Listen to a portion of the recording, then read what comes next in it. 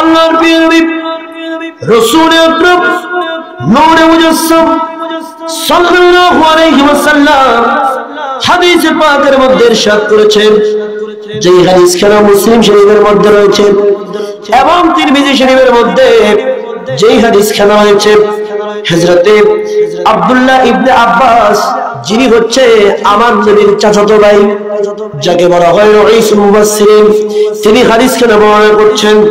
قال ابن عباس رضي الله تعالى عنه قال قال رسول الله صلى الله عليه وسلم وانا اول الشفيع واول مشفع يوم القيامه ولا فخر.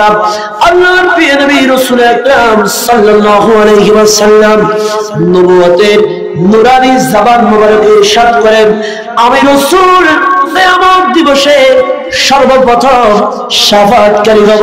কেউ যখন আল্লাহর সামনে কথা বলার সাহস করবে না, তখন আমি নবী প্রথম সুপারিশ করব এবং আল্লাহ রাব্বুল আলামিন আমি নবীর সুপারিশ প্রথম কবুল করবে।